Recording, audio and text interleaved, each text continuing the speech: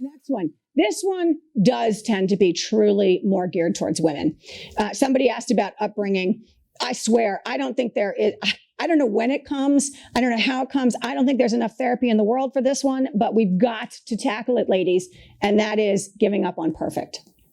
What is it that, all the way back to the 70s advertising, I'm dating myself, I know that. The 70s advertising where it's like, I could bring home the bacon, fry it up in a pan, and, never, never let you forget you're the man. I mean, it didn't work in the 70s. It doesn't work now, right? And yet we all think we have to be perfect in all things. Too many of us do. Let's put it that way. I can see some people here that don't feel that way. Good for you. Hold on to that. Help the rest of your colleagues feel that same way, right?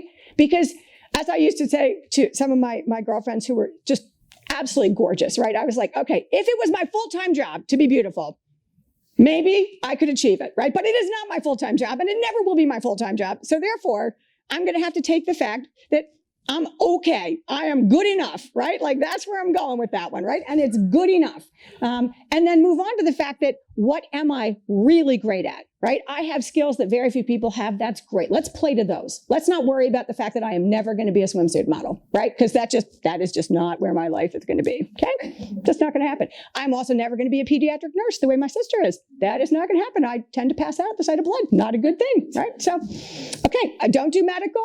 Not really good in a swimsuit. Okay, other things. I got a lot of other things to play with there.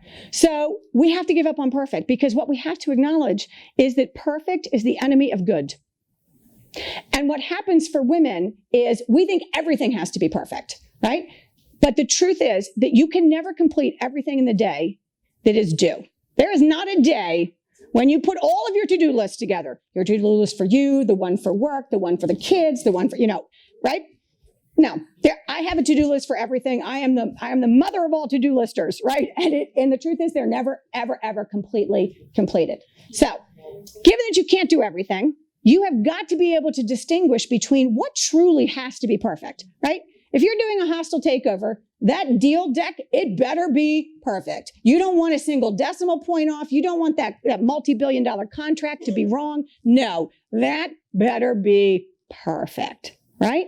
But how many parts of your day are that versus understanding what is good enough, right? And when I say that, I mean, you didn't get 45 minutes at the gym today, but you got 20 minutes.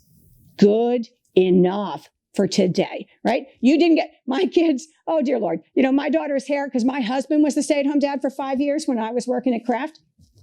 She never went to school with matching, all the hairstyles, like all the moms had the kids had the fabulous hairstyles and their outfits all matched and they had, no. My daughter never looked like that. She got to pick her own thing.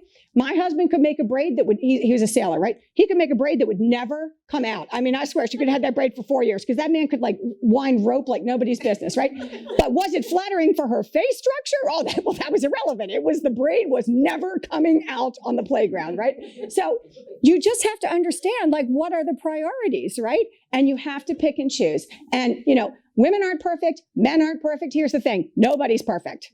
Perfect is not achievable. Maybe for 3 hours on your best day, you can be perfect. Fine. Relish that moment. Okay. And then move on and go back to your imperfect day and your imperfect self and love the fact that you're imperfect, but you're really damn good at certain things.